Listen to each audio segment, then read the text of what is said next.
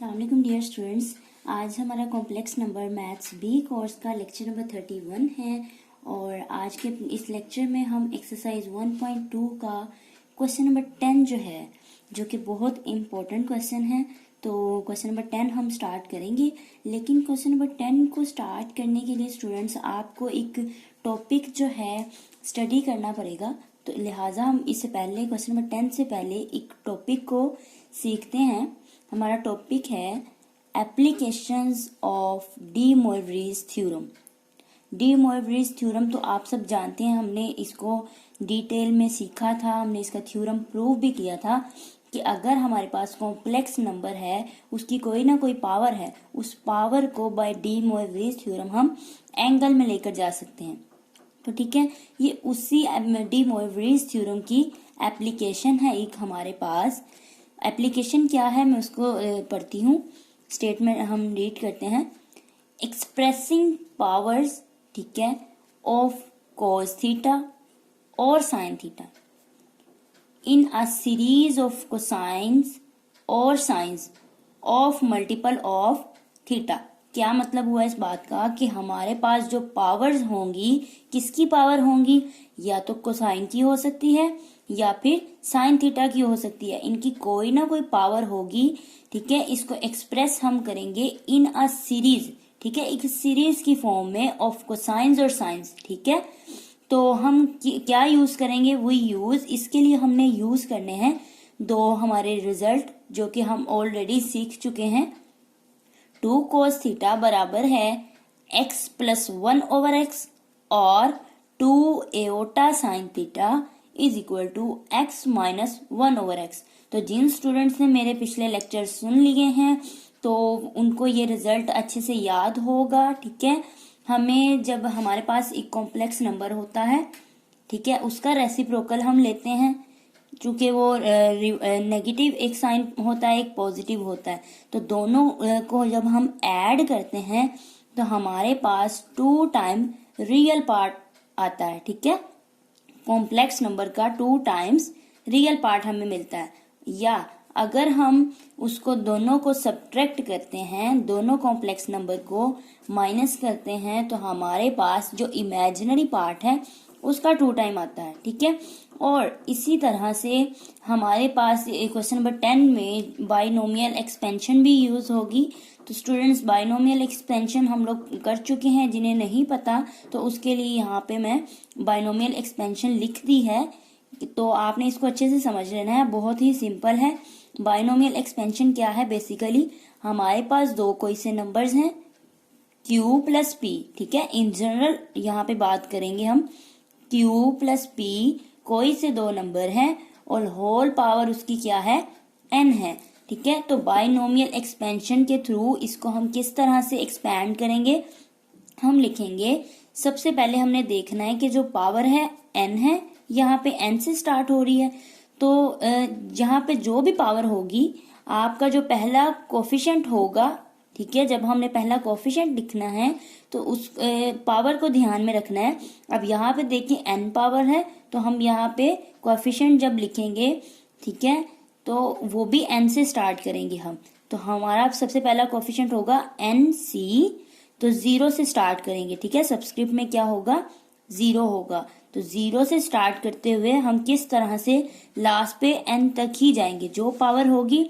For example यहाँ पे 5 है, तो यहाँ पे n की जगह हम 5 ही लेंगे, 5c 0 करेंगे, और तब तक इस एक्सपेंशन को हम एक्सपैंड करते जाएंगे जब लास्ट वन ncn यानी कि 5c5 ना आ जाए। ठीक है, अब देखिए बाकी p और q को किस तरह से यूज करेंगे, ये देखिए nc0, ठीक है, ये हमारा बाइनोमियल का पहला कोफिशिएंट है जो कि पहला और आखिरी 1 के इक्वल होता है। ठीक है, और ये आपने कैलकुलेटर से फाइंड करना होगा nc0।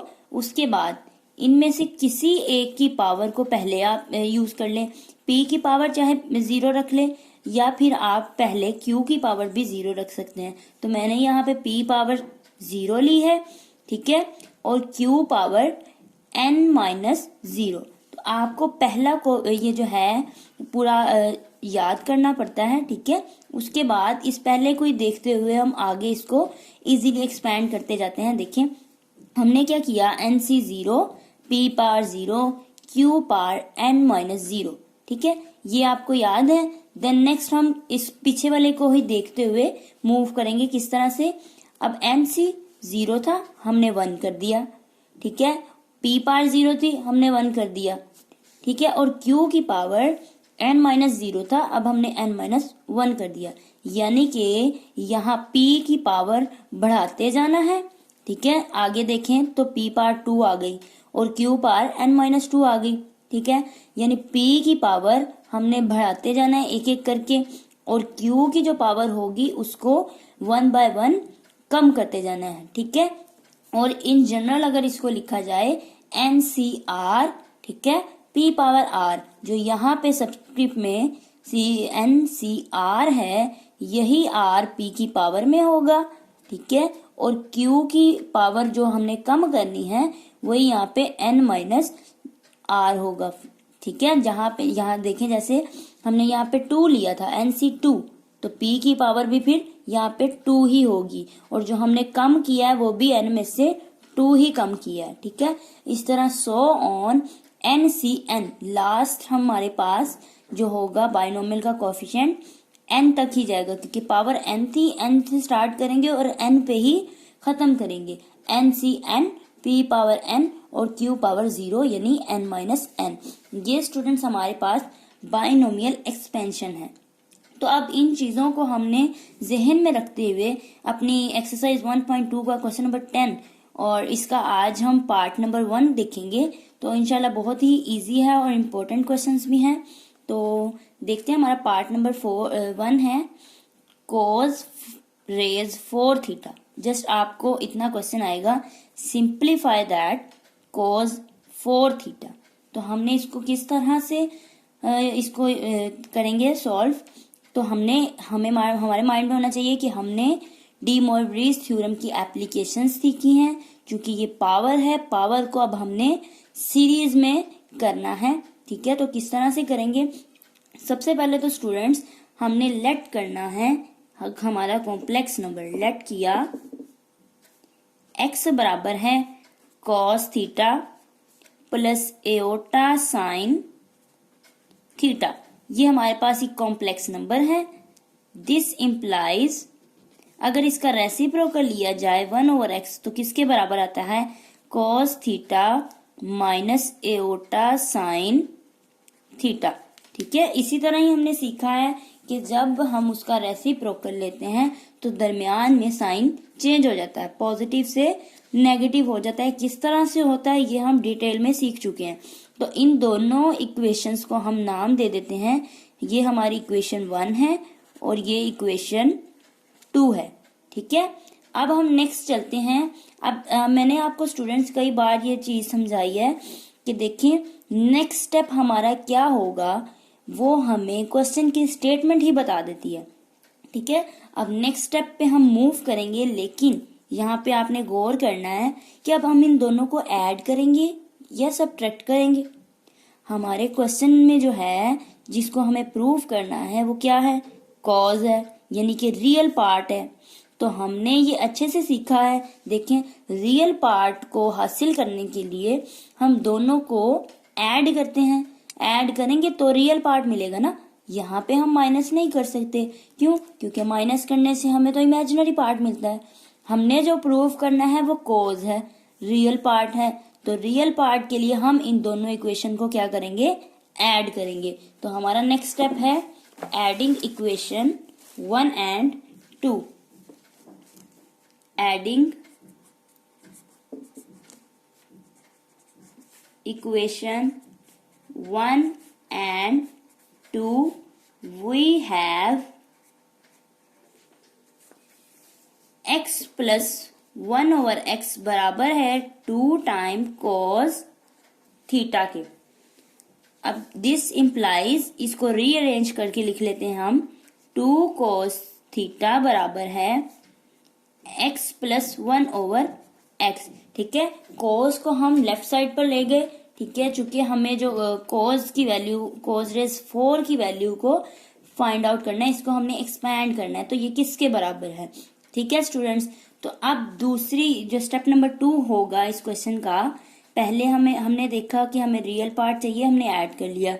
अब नंबर 2 वो भी आपको क्वेश्चन की स्टेटमेंट से ही पता चल रहा है कि कॉज रेज 4 को एक्सपैंड करना है। ठीक है, 4 को करना है, तो लिहाजा यहाँ पे फिर हमारे पास पावर क्या होनी चाहिए, यहाँ पे 4 होनी चाहिए ना power.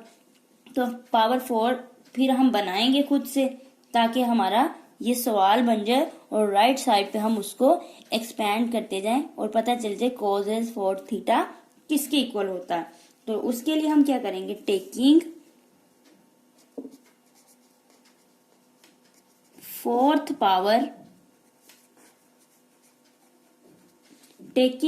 Fourth power of both side, दोनों तरफ हम क्या करेंगे, पावर 4 ले लेंगे। तो 2 cos theta whole power 4 is equal to x plus 1/x whole power 4 आ गई। अब इस पावर को हमने क्या करना है, एक्सपैंड कर देना है। तो एक्सपैंड करने के लिए हमने क्या सीखी थी, बाइनोमियल एक्सपेंशन। तो स्टूडेंट्स जो हमने बाइनोमियल एक्सपेंशन के बारे में सीखा, अब उसको हम यहाँ पे क्या करेंगे, राइट साइड पे बाइनोमियल एक्सपेंशन को यूज करते हुए इसको हम एक्सपैंड करेंगे। ठीक है, तो इसको भी साथ सिंप्लीफाई कर लेते हैं। ये लेफ्ट साइड पे हमारे पास आ जाएगा 2 रेज 4, पावर अलग कर ली 2 की, और cos रेज 4 थीटा। ठीक है, ये हमारे पास सिंप्लीफाई हो गया। ठीक है, अब यहां से हम सेपरेट कर लेंगे नेक्स्ट स्टेप में cos 4 थीटा को, ये मल्टीप्लाई होगा तो दूसरी साइड पे जाके ये डिवाइड हो जाएगा यहाँ पे 2 रेज 4। ठीक है, तो देन हमारे पास जो रह गया वो हमारा क्वेश्चन बन जाएगा और राइट साइड पे हमारा क्या होगा, आंसर होगा। ठीक है, तो अब स्टूडेंट्स बाइनोमियल एक्सपेंशन को यूज करते हुए पावर 4 है, तो सबसे पहले हम क्या करेंगे, 4C0 कैलकुलेटर पे आपने चेक करना है, 4C0 जो कि 1 के इक्वल है, और ऑलवेज हमारा बाइनोमियल एक्सपेंशन में पहला और आखिरी कोफिशिएंट जो होगा वो 1 के बराबर ही होगा। ठीक है, ये आपने याद रखना है। तो यहाँ पे हमारे पास फिर आ जाएगा x रेज 4। ठीक है, क्यों, क्योंकि 4C0 1 के बराबर है, और ये p की पावर 0 इसको हमने ले लिया, p पावर 0, 0 किसी चीज की पावर 0 वो भी 1 के बराबर आती है। तो फिर हमारे पास रह क्या गया, x रह गया अकेला, तो इसकी पावर हमने n ही लेनी थी ना। ठीक है, जहां से हमने स्टार्ट किया, तो ये पावर 4 आ जाएगी हमारे पास, x रेज 4। इसी तरह से कैलकुलेटर पे 4C1 करेंगे तो 4C1 हमारे पास 4 के ही इक्वल है, और x रेज क्यूब इसकी एक पावर कम करते जाएंगे और इधर से पावर 1/x बढ़ाते जाएंगे, तो ये पावर आ गई 1। ठीक है, प्लस तीसरा कोफिशिएंट हमारे पास होगा 4C2, तो 4C2 हमारे पास 6 के बराबर होता है। ठीक है, कैलकुलेटर पे चेक करें, 4C2 6 के बराबर। अब देखें यहां से एक पावर कम करेंगे तो x स्क्वायर आ जाएगा, और इसकी एक पावर बढ़ाएंगे तो 1/x की होल पावर 2 आ जाएगी। ठीक है, अब फिर 4C3 हमारा जो है फोर्थ कोफिशिएंट है 4C3, तो वो 4 के बराबर आता है।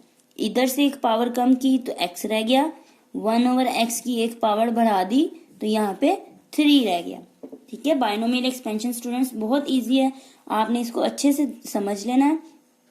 और उसके अलावा स्टूडेंट्स इस क्वेश्चन को आप और भी तरीके से मेथड से कर सकते हैं, जैसा कि पास्कल ट्रायंगल भी हमारे पास होती है। जिन स्टूडेंट्स ने उस मेथड को फॉलो किया हुआ है पहले से ही, तो वो मुझे कमेंट सेक्शन में कमेंट करके बता सकते हैं। अगर उन्हें कुछ समझना है पास्कल ट्रायंगल में या कोई भी उनका मेथड है, तो मैं आपको उस मेथड से भी करवा दूंगी। तो नेक्स्ट हमारा लास्ट पे जो स्टेप है 4C4 होगा। ठीक है, पावर 4 है तो लास्ट 4C4 भी 1 के बराबर है, तो ये हमारे पास एक पावर कम कर देंगे तो 0 हो जाएगा, 1/x की एक पावर बढ़ाएंगे तो 1/x होल पावर हो जाएगी हमारी 4। ठीक है स्टूडेंट्स, इसको तो हमने बाइनोमियल एक्सपेंशन से क्या किया, सिंप्लीफाई कर लिया। अब नेक्स्ट हम इसको मजीद सिंप्लीफाई करते हैं, जो चीजें कैंसल आउट हो रही हैं। देखिए यहाँ पे 2⁻⁴ हमारे पास 16 के बराबर होता है, इंटू कोस 4 थीटा बराबर है। अब देखिए जो पावर 4 है उसको हम कंबाइन कर लेते हैं, 3 पावर जो है उसको कंबाइन कर लेते हैं। देखिए किस तरह से, ये x⁻⁴ है और ये भी 1/x⁻⁴ है, ये हमने कंबाइन कर लिया। उसके बाद अब यहाँ पे देखें, ये एक x से कैंसिल हो जाएगा, यहाँ पे पावर 2 रह जाएगी, और इसी तरह से ये भी एक कैंसिल हो गया तो यहाँ पे पावर 2 रह गई। तो लिहाजा हमने यहाँ पे 2 पावर वाले को क्या किया, कंबाइन करना है। तो देखिए यहाँ से 4 कॉमन आ रहा है, 4 हमने कॉमन ले लिया, इन दोनों टर्म्स में से 4 कॉमन ले लिया, और जो हमारे पास अंदर रह गया x² प्लस 1/x², पावर 2 हमने क्या कर ली, इकट्ठी कर ली। क्योंकि यहाँ से एक x कैंसिल हो गया था, तो क्यूब था ना पहले, एक कैंसिल हुआ तो पावर 2 रह गई। उसके बाद ये तो सारे का सारा ही कैंसिल हो गया, ये भी स्क्वायर है ये भी स्क्वायर है, ठीक है, रेसिप्रोकल है एक दूसरे के, तो ये कैंसिल आउट हो जाएंगे। तो प्लस रह गया हमारे पास, जो कोएफिशिएंट रह गया 6, उसको हम यहाँ पे एज इट इज लिख लेंगे।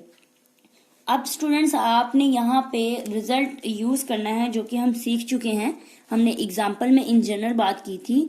हमें पता है सिंस x⁻n प्लस 1/x⁻n किसके बराबर है, ठीक है, जब ऐड कर रहे हैं दोनों को तो 2 टाइम कोस मिलेगा, रियल पार्ट। अब साथ में जो पावर थी, हम इस तरह के क्वेश्चंस कर चुके हैं, तो वो पावर क्या होगी, एंगल में आ जाती है, ठीक है। अब देखें, ये दो हमारे पास कॉम्प्लेक्स नंबर हैं, एक दूसरे का रेसिप्रोकल है, दोनों को यहाँ पे क्या किया हुआ है, ऐड किया हुआ है। तो हमारे पास यहाँ पे फिर क्या आएगा, हमें 2 cos ऑफ, और ये जो 4 है ये पावर है उसके एंगल में चली जाएगी, तो इसको हम लिखेंगे यहाँ पे, हम लिखेंगे 2 टाइम cos 4 थीटा, ठीक है। लेफ्ट साइड पे हमारे पास है 16 इंटू cos 4 थीटा बराबर है 2 टाइम cos, चूंकि पावर 4 थी वो एंगल में चली जाएगी, 4 थीटा आ गया, प्लस फिर से 4 हमारे पास जो कॉमन था वो उसको हम लिख लेते हैं अलग से, और 2 टाइम cos, पावर 2 थी वो 2 एंगल में चला गया, cos 2 थीटा, और प्लस 6 एज इट इज। अब इसको मजीद सिंप्लीफाई करते हैं। देखें स्टूडेंट्स, ये 16 यहाँ पे मल्टीप्लाई हो रहा है, तो राइट साइड पे जाके डिवाइड हो जाएगा, तो cos 4 थीटा बराबर है 1/16, और यहाँ से देखें 2 कॉमन आ रहा है, 2 ये भी है और ये भी है, तो यहाँ से हमने 2 कॉमन ले लिया। अंदर जो टर्म्स रह गई cos 4 theta plus 4 cos 2 theta, ठीक है, ये वाला 4 एज इट इज, और ये 2 बाहर कॉमन में चला गया, और यहाँ से भी 2 कॉमन बाहर गया है, तो यहाँ पे फिर रह जाएगा 3, ठीक है। अब 2 ये इससे कैंसिल हो जाएगा, तो यहाँ पे 8 बच जाएगा, cos of 4 theta, cos power 4 theta बराबर किसके है, 1/8 into cos 4 theta plus 4 cos 2 theta plus 3, ये हमारे पास फाइनल इसका आंसर है, ठीक है स्टूडेंट्स। क्वेश्चन नंबर 10 का पार्ट नंबर 1 हमने सीखा, बहुत ही इम्पोर्टेंट और इजी है। इन्हीं क्वेश्चंस की बेस पर आगे हमारे कुछ प्रूफ्स होंगे इसी से रिलेटेड, चूंकि लेंथी हो जाएंगे, पावर ज्यादा हो जाएगी, तो वो बहुत इम्पोर्टेंट है, पेपर में आने के चांसेस है। होप सो कि आप लोगों को समझ आ गई होगी। अगर आप कुछ पूछना चाहते हैं तो कमेंट सेक्शन में कमेंट करके पूछ सकते हैं, और मेरी वीडियोस अगर आपको पसंद आई हैं तो इसको शेयर और लाइक करना ना भूलिएगा, और साथ ही साथ मेरे चैनल को सब्सक्राइब जरूर कीजिएगा, और बेल आइकन का बटन प्रेस कीजिए ताकि आपको हर न्यू आने वाली वीडियो के बारे में नोटिफिकेशन मिलता रहे। इंशाल्लाह अपनी नेक्स्ट वीडियो के साथ मिलते हैं। अल्लाह हाफिज।